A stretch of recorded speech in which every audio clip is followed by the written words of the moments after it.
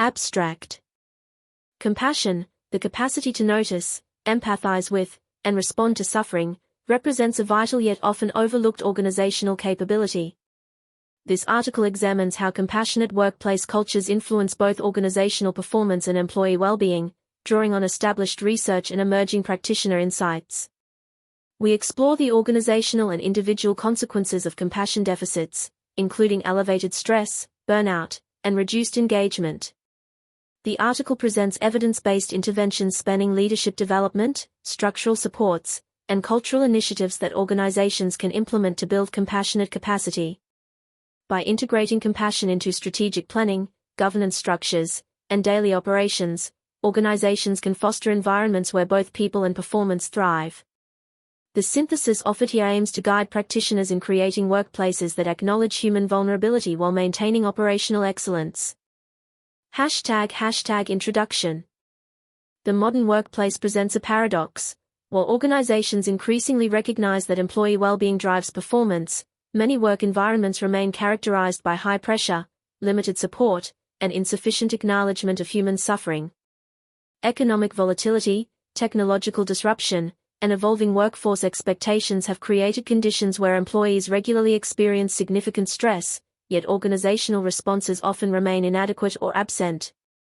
Compassion in organizational settings refers to the process through which individuals and groups notice colleagues' suffering, empathize with their experience, and take action to alleviate distress, wellbeing 2022. Unlike sympathy or pity, compassion involves concrete behavioral responses. It transforms awareness into meaningful support. This distinction matters because organizational cultures can either enable or inhibit compassionate responses, with measurable consequences for both individual well-being and collective performance. The strategic imperative for compassionate organizations has intensified. Employees increasingly evaluate employers not only on compensation and career opportunities but also on how organizations treat people during difficult times, whether personal crises, organizational change, or external shocks. Organizations that cultivate compassionate cultures may be better positioned to attract talent, sustain engagement, and maintain resilience during disruption. This article examines the evidence base for organizational compassion, explores its consequences, and outlines practical interventions that organizations can implement. While the research foundation continues to develop, sufficient evidence exists to guide practitioners in building more compassionate and more effective organizations. #The organizational compassion landscape. Defining compassion in the workplace context. Organizational compassion encompasses both interpersonal dynamics and systemic capabilities. At the interpersonal level, compassion involves one person noticing another's suffering, emotionally connecting with that experience, and responding with helpful action, wellbeing 2022. However, compassion extends beyond individual acts to organizational systems, practices, and cultures that either facilitate or constrain compassionate responses. Research distinguishes compassion from related constructs. Empathy involves understanding others' emotional states but may not lead to action. Sympathy reflects concern but can maintain emotional distance. Compassion, by contrast, combines emotional resonance with behavioral response. It bridges feeling and doing, Gilbert, 2019. This action orientation makes compassion particularly relevant for organizational contexts where abstract concern holds limited value unless translated into tangible support. Organizations express compassion through multiple mechanisms. Individual leaders and colleagues provide direct support, listening, offering flexibility, or sharing resources. Teams develop norms that legitimize vulnerability and mutual assistance. Organizational structures create policies, programs, and practices that systematize compassionate responses rather than leaving support to individual discretion or chance. The compassion process unfolds in phases. Noticing suffering requires attention and psychological safety that allows people to reveal struggles. Empathizing demands perspective-taking capacity and emotional bandwidth. Responding effectively requires resources, authority, and organizational enabling conditions. Breakdowns can occur at any phase. Some organizations fail to notice employee distress due to hierarchical distance or cultures that reward stoicism. Others notice but lack empathy due to time pressure or emotional exhaustion. Still others empathize but cannot respond due to rigid policies or resource constraints. State of workplace compassion. Evidence regarding compassion prevalence in contemporary organizations remains limited, though available indicators suggest considerable variation across organizations and sectors. Employee surveys frequently reveal that many workers feel their organizations provide insufficient support during difficult times, though specific metrics vary by industry, organization size, and measurement approach.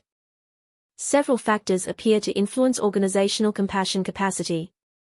Work intensity affects whether employees have bandwidth to notice colleagues' struggles and respond supportively. Psychological safety determines whether people feel comfortable revealing vulnerabilities that might otherwise remain hidden.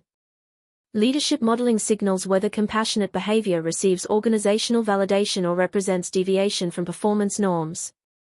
Sector differences likely exist. Healthcare, education, and social services explicitly incorporate care into professional identity, potentially supporting compassionate norms.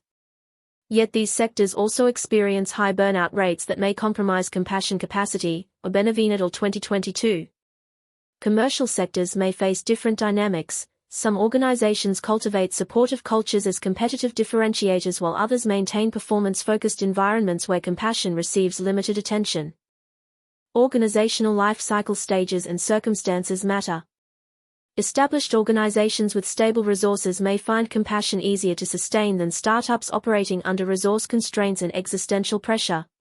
Yet crises can also catalyze compassion. Research on organizational responses to traumatic events suggests that shared adversity sometimes strengthens compassionate capacity when organizations explicitly mobilize supportive responses, or Lilius et al. 2011.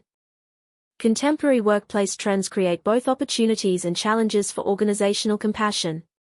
Remote and hybrid work arrangements may reduce informal opportunities to notice colleagues' struggles while potentially offering flexibility that supports compassion in other ways. Increased workforce diversity expands the range of experiences and needs organizations must recognize and address. Growing attention to employee well-being creates openings for compassion-focused initiatives, though whether organizations implement substantive changes or superficial programs varies considerably. Organizational and individual consequences of compassion. Organizational performance impacts. The relationship between organizational compassion and performance outcomes appears complex and context-dependent. Available evidence suggests compassionate work environments may influence several organizational outcomes, though effect sizes and mechanisms require continued investigation. Employee engagement represents one documented association. Research indicates that when employees perceive their organizations as compassionate, they often report high commitment and discretionary effort, Aldor and Shoshani, 2016. The proposed mechanism involves reciprocity. Employees who receive organizational support during difficult times may feel motivated to contribute beyond minimum requirements. Additionally, compassionate environments may reduce anxiety and cognitive distraction associated with unacknowledged suffering, freeing mental resources for productive work. Retention patterns suggest that compassionate cultures may influence turnover. Employees who experience organizational support during personal crises, health issues, family emergencies, or other difficulties, may develop stronger organizational attachment than those who navigate such challenges without organizational acknowledgement or accommodation.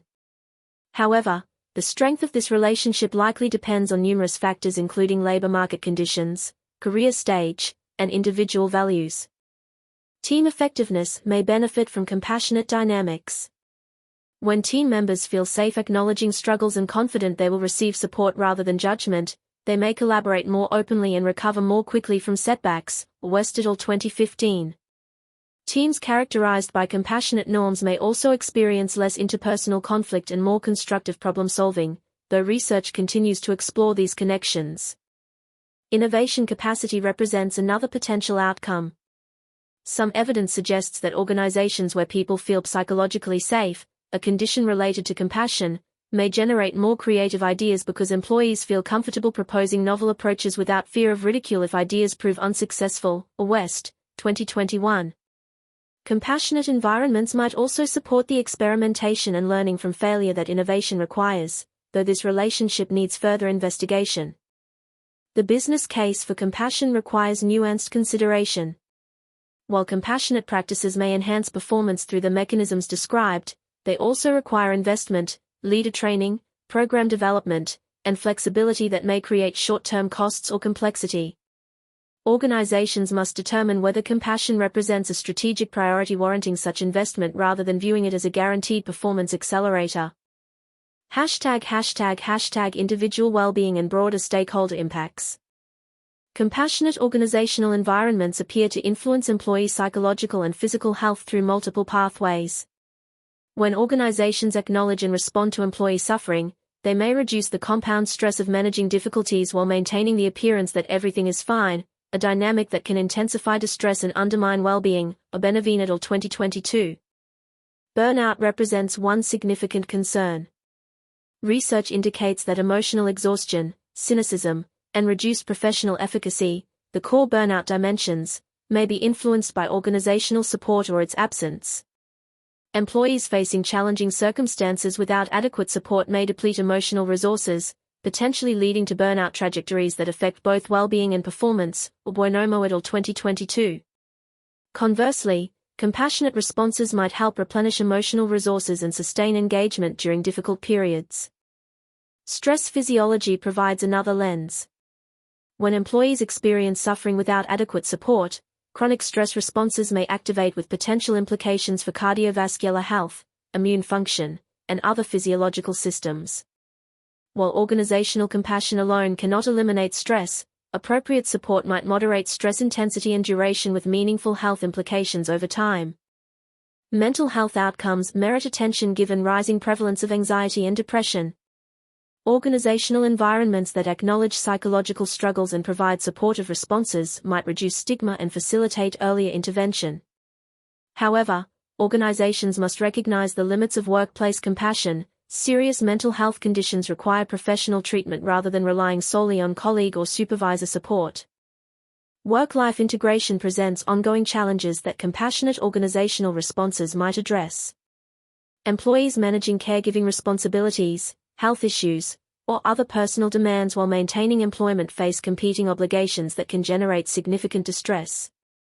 Organizational flexibility, resource provision, and acknowledgement of these realities may help employees navigate such challenges more successfully.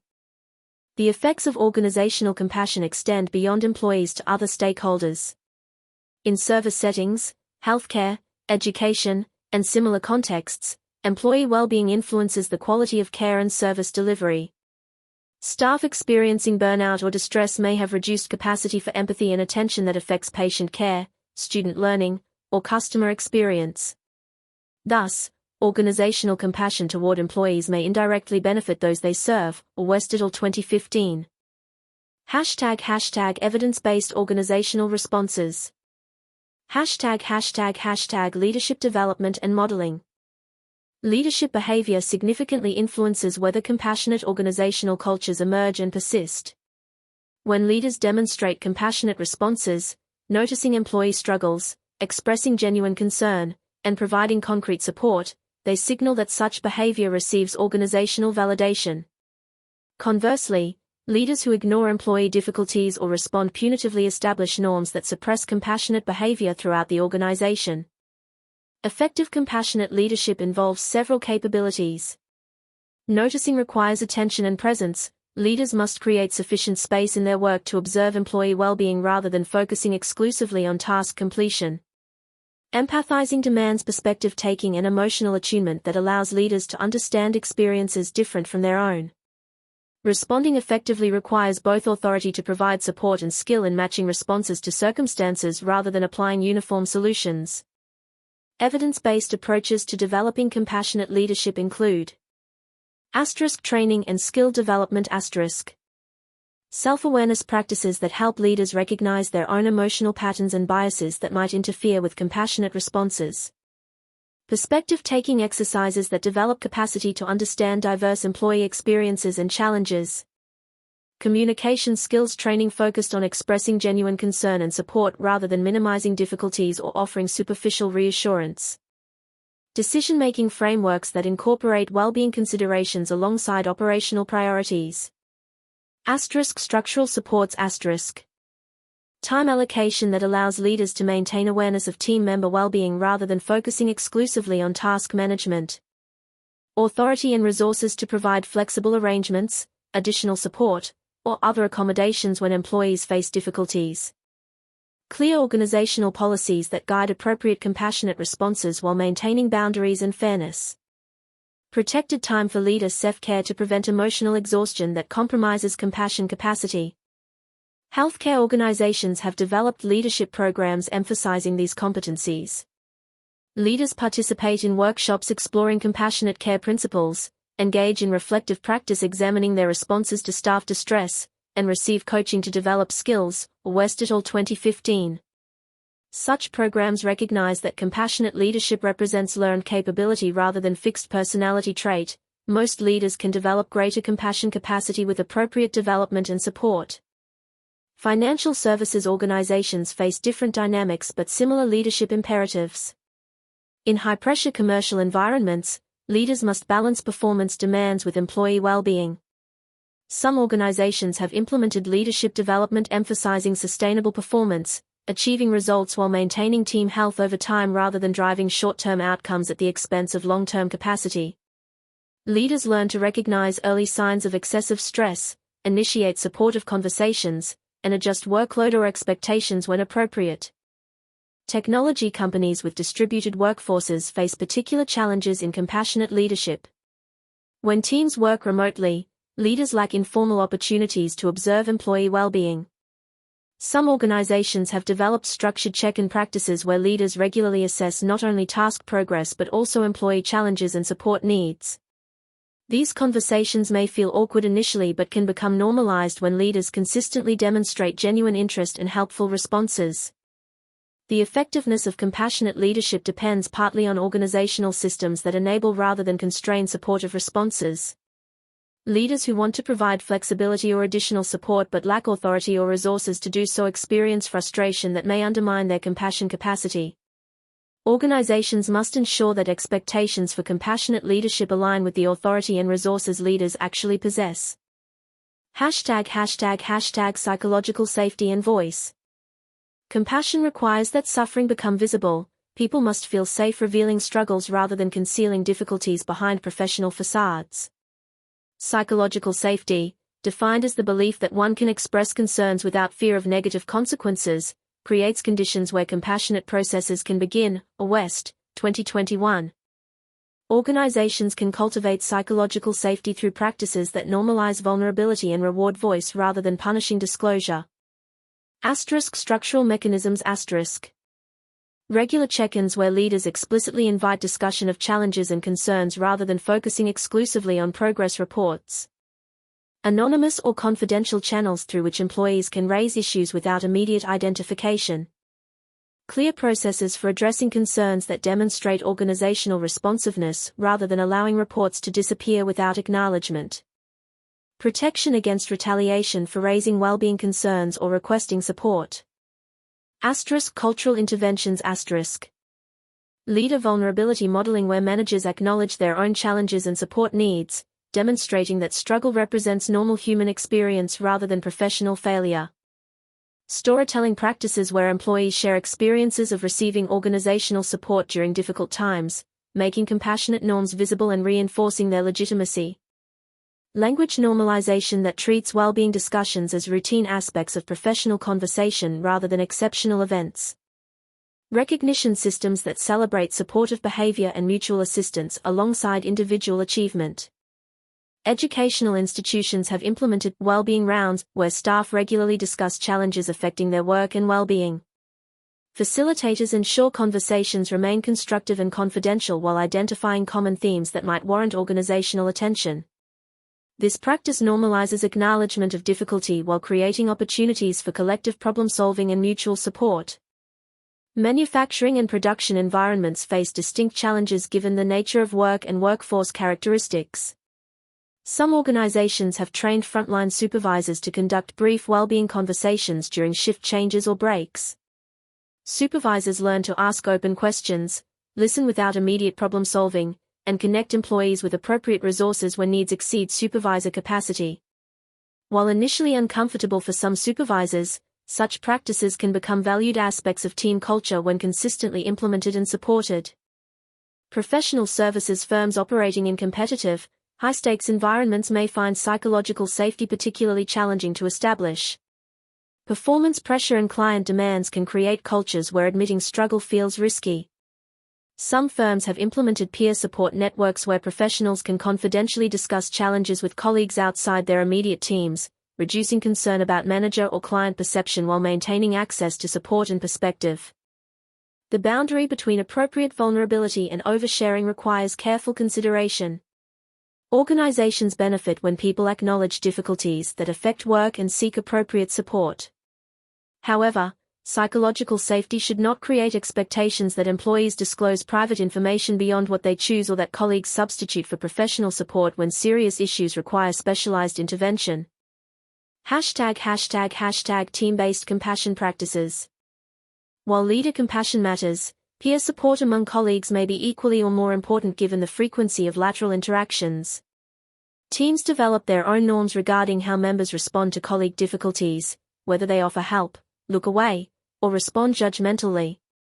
Organizations can influence these team-level dynamics through structured practices and enabling conditions. Evidence-based team compassion approaches include explicit norm development team discussions establishing how members will support one another during difficult times and what kind of assistance people find helpful. Reciprocity practices where team members regularly exchange support around various challenges rather than dividing into helpers and helped. Collective responsibility for work coverage when team members need flexibility or time away due to personal circumstances. Recognition of team compassion as a performance metric rather than treating it as separate from or opposed to productivity. Practical mechanisms coverage protocols that specify how teams redistribute work when members face crises, preventing compassion from depending entirely on voluntary effort that may create resentment. Resource pools or funds that teams can access to provide concrete support such as meals, childcare assistance, or other practical help during difficult periods. Team reflection practices where groups periodically assess how well they support one another and identify improvements. Cross-training that enables team members to temporarily assume others' responsibilities without creating crisis or customer impact. Retail organizations have developed team practices where colleagues collectively support members facing difficulties. When an employee experiences a crisis, team members might adjust schedules to provide coverage, organize meal delivery, or offer practical assistance depending on circumstances. Some retailers formalize such practices through designated team funds that members contribute to and can access during hardship. These systems work best when they incorporate clear guidelines about appropriate use while maintaining flexibility for genuine need. Healthcare teams face ongoing exposure to patient suffering and loss that affects team member well-being. Some clinical teams have instituted brief debriefing practices following particularly difficult cases or patient deaths. Team members share emotional responses, acknowledge the challenge of the work, and offer mutual support. Such practices may help process difficult experiences collectively rather than requiring individuals to manage emotional impact alone. Engineering and technical teams may approach compassion differently given work characteristics and professional cultures. Some technology companies have created help pools where engineers volunteer time to assist colleagues managing heavy workloads or complex challenges. Rather than framing this as compassion, a term some technical cultures might resist, organizations position it as professional collaboration and skill development, though the underlying dynamic involves noticing and responding to colleagues' struggle. The effectiveness of team compassion depends partly on team composition and stability. Teams with consistent membership may develop stronger compassionate capacity over time as members build trust and learn each other's needs. Teams with high turnover or frequent reorganization may struggle to establish compassionate norms before membership changes again. Organizations must consider these dynamics when expecting teams to provide primary compassion capacity. Organizational policies and systems. Beyond individual and team practices, organizational policies and systems either enable or constrain compassionate responses. Employees facing difficulties may receive support from concerned colleagues and supervisors, yet rigid policies or inadequate resources can prevent effective assistance. Organizations committed to compassion must examine whether formal systems align with compassionate values. Key policy domains include flexibility and accommodation leave policies that provide sufficient time away for health issues, family needs, or personal crises without requiring employees to exhaust vacation or face unpaid absence. Work arrangement flexibility allowing temporary schedule adjustments, location changes, or reduced hours when employees face challenges requiring such accommodations. Return to work practices that ease transitions after extended absences rather than expecting immediate full capacity. Clear processes for requesting accommodations that minimize bureaucracy and uncertainty about what support might be available. Support services and resources. Employee assistance programs offering confidential counseling, resource navigation, and crisis support with adequate capacity and accessibility. Healthcare benefits covering mental health services with parity to physical health care and reasonable cost sharing. Financial assistance programs helping employees manage unexpected expenses associated with crises or hardships. Care services or referrals supporting employees managing family responsibilities such as childcare or elder care. Communication and transparency. Clear information about available support resources and how to access them without employees needing to navigate complex systems during crises. Regular communication reinforcing that using support represents appropriate behavior rather than weakness or failure. Privacy protections ensuring that employees can access support confidentially without disclosure to managers or colleagues unless the employee chooses to share. Feedback mechanisms allowing employees to report gaps in support or suggest improvements based on lived experience. Financial institutions have developed emergency assistance funds that employees can access during unexpected hardships such as natural disasters, medical crises, or family emergencies. These programs provide rapid financial support through simple application processes, recognizing that bureaucratic complexity during crisis adds stress rather than providing relief. Some organizations fund such programs through employer contributions supplemented by voluntary employee donations, creating collective resource pools that embody organizational compassion through concrete support. Consumer products companies facing seasonal demand fluctuations have implemented flexibility policies allowing employees to adjust schedules based on personal circumstances. Rather than requiring rigid hours, employees work with supervisors to create arrangements meeting both business needs and personal requirements. Such policies recognize that life circumstances create variable demands, parenting responsibilities, health management, elder care, that benefit from accommodation rather than forcing employees to choose between work and personal obligations. Consulting firms have developed return-to-work programs for employees taking extended leave for parenting, health issues, or other reasons. These programs provide gradual reintegration, starting with reduced hours or client responsibilities, while maintaining full benefits during the transition period. The programs acknowledge that jumping immediately back to full capacity after extended absence can be overwhelming and counterproductive, and that some initial investment in gradual return yields better long-term outcomes. The challenge with policy-based compassion involves balancing consistency and flexibility. Clear policies provide predictability and reduce the dependency on individual manager discretion that may yield uneven support. However, overly rigid policies may not accommodate the diverse circumstances employees face. Many organizations therefore establish guidelines rather than absolute rules, providing frameworks that managers apply with judgment tailored to specific situations while maintaining equity and preventing abuse. #Compassion fatigue prevention. Organizations implementing compassionate practices must recognize that providing ongoing support can exhaust those offering assistance. Compassion fatigue, emotional exhaustion resulting from sustained empathy and caregiving, represents a genuine risk, particularly in roles involving regular exposure to others' suffering, Obenavine et al. 2022. Strategies for preventing and addressing compassion fatigue include workload management reasonable caseloads or support responsibilities preventing any individual from becoming overwhelmed by others' needs. Rotation practices where different people provide support over time rather than designating certain individuals as perpetual caregivers. Boundaries around availability and response expectations preventing an always-on dynamic that depletes emotional resources.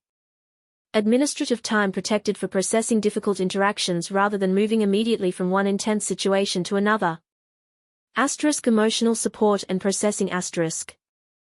Supervision or peer consultation, providing opportunities to discuss challenging situations and explore emotional responses. Debriefing practices after particularly difficult events or crises, allowing people to process experiences rather than suppressing reactions. Access to confidential counseling, supporting those who regularly provide support to others. Recognition that supporting others generates emotional labor deserving of acknowledgement and organizational appreciation. Skill and capacity building. Training in compassion practices that preserve emotional boundaries and prevent over-identification with others' suffering. Self-care practices supporting the emotional and physical well-being necessary for sustained compassion capacity. Vicarious resilience practices where people identify growth and strength witnessed in others' struggles rather than focusing exclusively on pain and difficulty. Realistic expectations about what support can accomplish, preventing the frustration and self-blame that arise when helpers cannot resolve others' problems. Healthcare systems have long recognized compassion fatigue as an occupational hazard and have developed interventions addressing it. Some hospitals implement Schwartz rounds, structured forums where staff discuss emotional challenges of caregiving in a supportive environment. These sessions normalize emotional responses to difficult clinical situations, provide peer support, and may reduce the isolation that exacerbates compassion fatigue. Participation in such programs appears to help some clinicians sustain compassion capacity over time. Social service organizations face similar dynamics. Case managers, counselors, and other direct service providers routinely encounter clients' suffering and trauma. Some organizations establish maximum caseloads based on acuity, provide weekly clinical supervision focused partly on emotional processing, and offer periodic breaks from the most intensive cases. These practices attempt to sustain worker capacity over entire careers rather than accepting high turnover as inevitable. Corporate Employee Assistance Program counselors face compassion fatigue risks when providing crisis support. Some organizations address this through caseload management, ensuring counselors have time for documentation and recovery between intense sessions, providing regular supervision, and offering counselors their own access to confidential support. The principle involves recognizing that sustainably providing support requires investing in supporter well-being rather than extracting limitless caregiving until burnout occurs. Building long-term compassion capacity. Integrating compassion into organizational strategy. For compassion to become enduring organizational capability rather than temporary initiative, it must integrate into strategic planning, resource allocation, and performance management. Organizations that treat compassion as separate from core business or relegate it to human resources alone may struggle to sustain compassionate practices when competing priorities emerge. Strategic integration involves several practices. Mission and values alignment. Explicit inclusion of compassion or related concepts in organizational mission statements and values, signaling that supporting people represents core purpose rather than peripheral concern. Strategic planning processes that consider employee well-being implications alongside financial, operational, and market factors. Investment decisions that account for compassion capacity as strategic asset rather than viewing all well-being expenditure as pure cost. Risk management frameworks that recognize well-being failures as material risks with potential consequences for performance, reputation, and viability. Governance and accountability. Board or senior leadership oversight of compassion-related metrics and initiatives, establishing executive accountability for outcomes. Regular reporting on well-being indicators alongside financial and operational metrics, treating compassion capacity as aspect of organizational health deserving leadership attention. Succession planning that evaluates leader candidates partly on compassion capability and track record of supporting team well-being. Compensation and promotion decisions incorporating compassion factors rather than rewarding only technical performance or short-term results. Resource allocation. Operating budgets that fund support services, flexibility programs, and other compassion infrastructure rather than treating such investments as discretionary or temporary. Capital allocation for work environment improvements supporting well-being such as appropriate workspace, technology reducing unnecessary stress, or amenities supporting personal needs. Time resources enabling managers and colleagues to provide support without such effort requiring purely voluntary personal time that may prove unsustainable. Innovation funding for pilot programs testing new approaches to organizational compassion. Professional services firms have begun incorporating well-being metrics into partner evaluation and compensation systems. Rather than assessing partners solely on revenue generation and client satisfaction, evaluation includes team member well-being indicators such as sustainable utilization rates, retention, and team feedback about support quality. This structural change signals that building compassionate teams represents core professional responsibility deserving recognition and reward rather than personal optional behavior. Consumer technology companies have established executive-level well-being roles with authority and budget to implement programs, influence policies, and ensure well-being considerations inform major decisions. Unlike traditional HR positions focused primarily on compliance and administration, these roles operate at strategic level, advising on product development decisions, workplace design, and organizational change initiatives to incorporate well-being implications from the outset rather than addressing problems after they emerge. The challenge with strategic integration involves avoiding superficial gestures that maintain appearance of commitment without substantive change. Organizations sometimes adopt compassion language in values statements or marketing while maintaining practices that contradict such values. Authentic integration requires alignment between stated values and actual decisions about resources, recognition, and consequence when compassionate principles conflict with short-term pressures. #distributed compassion capacity.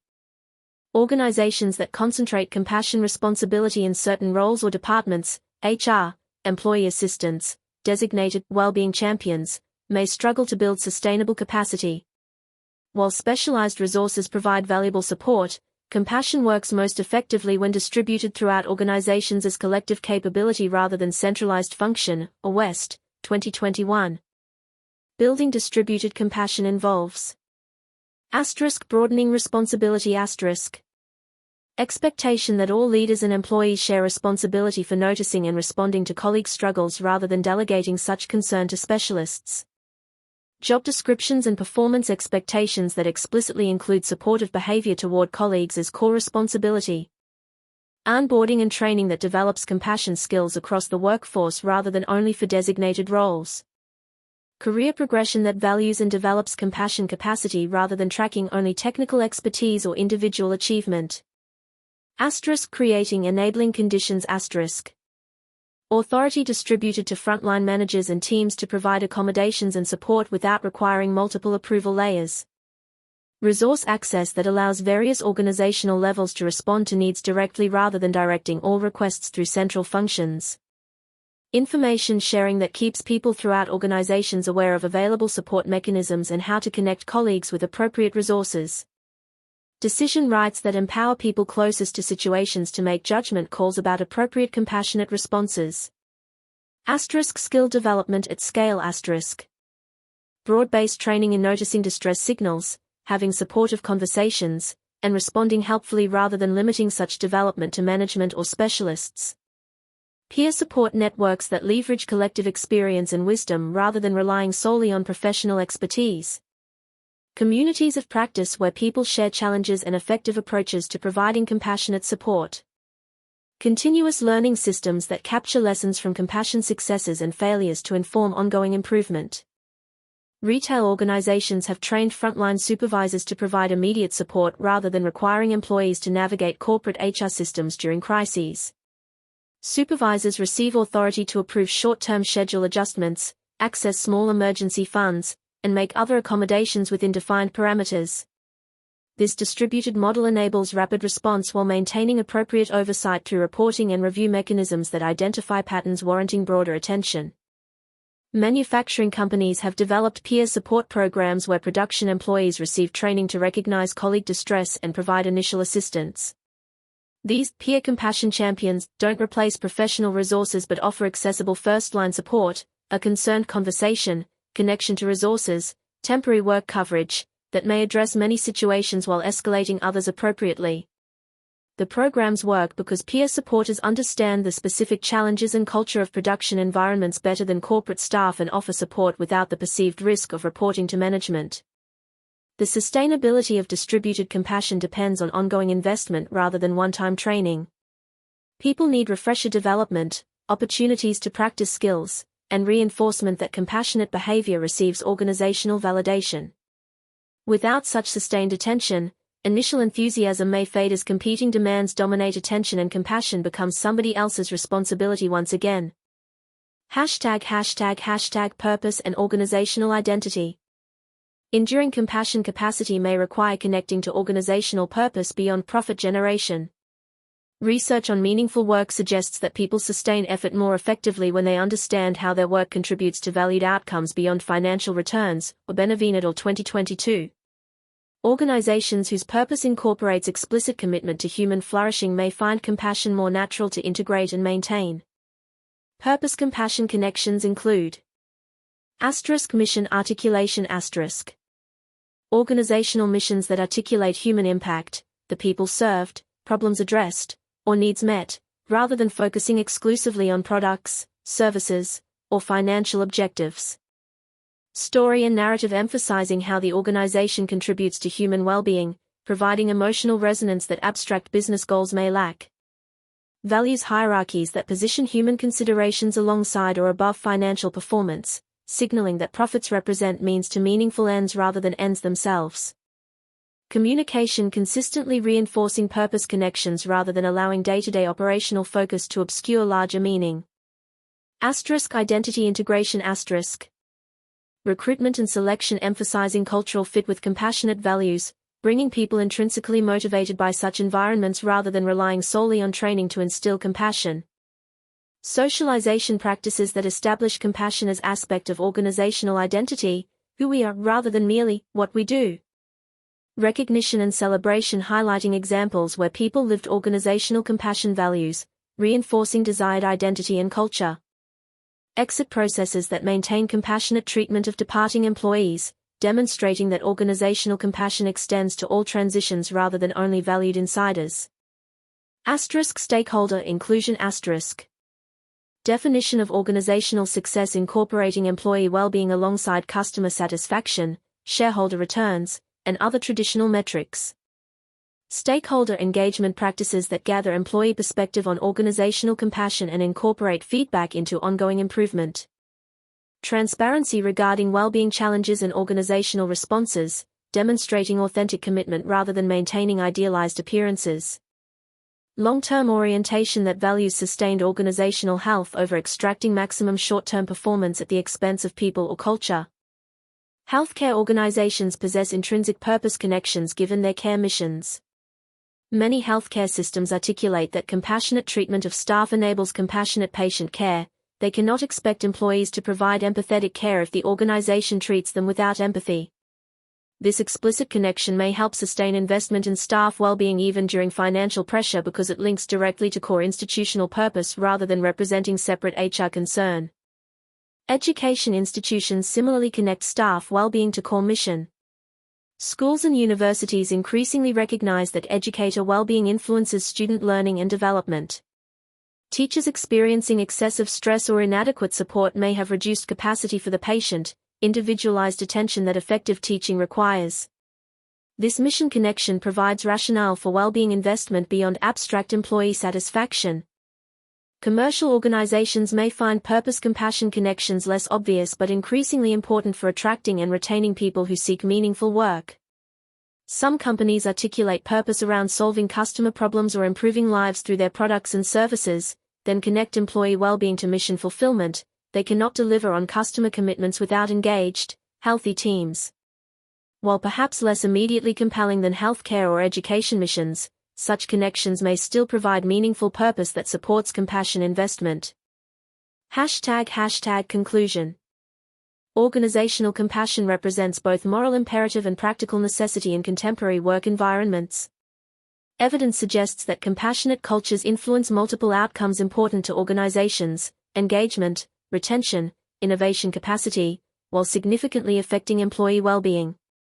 As workforce expectations evolve and well-being challenges intensify, organizations that develop authentic compassion capacity may gain advantages in talent competition and organizational resilience. The interventions outlined here provide practical starting points. Leadership development that builds compassion skills and models supportive behavior establishes crucial cultural signals.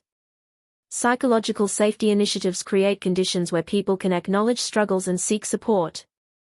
Team practices that normalize mutual assistance operationalize compassion in daily work. Organizational policies and systems that enable flexible, supportive responses provide infrastructure supporting individual compassion intentions. Prevention of compassion fatigue ensures sustainability of support capacity. However, sustainable compassion requires integration into organizational strategy, governance, and identity rather than remaining peripheral HR concern. Organizations must examine whether resource allocation, performance management, and decision-making truly reflect stated compassion commitments or whether competing pressures consistently override such values. This integration challenge represents perhaps the most significant implementation barrier, maintaining compassion focus when short-term financial, operational, or competitive pressures create apparent tensions with supportive practices. Several considerations warrant continued attention. The research base, while growing, remains limited particularly regarding specific intervention effectiveness and optimal implementation approaches. Organizations should approach compassion initiatives with appropriate humility, implementing thoughtfully, gathering feedback, and adjusting based on experience rather than assuming any particular approach will automatically succeed. Boundary questions deserve ongoing reflection. Organizations can create supportive environments while recognizing limits of workplace compassion. Some challenges require professional intervention beyond colleague or manager capacity. Clarity about what organizations can and should provide versus what exceeds appropriate workplace scope helps prevent both inadequate support and inappropriate expansion of organizational roles into personal domains. Cultural variation matters. Approaches developed in particular national or organizational contexts may not transfer seamlessly. Organizations must adapt compassion practices to their specific circumstances, workforce characteristics, and cultural norms rather than implementing generic programs. What works in healthcare may differ from effective approaches in manufacturing, technology, or professional services. The ultimate measure involves whether organizations create environments where people can bring their whole selves to work, including vulnerabilities, struggles, and needs for support, without fear of judgment or penalty, and whether organizations respond with genuine, helpful support rather than abstract concern.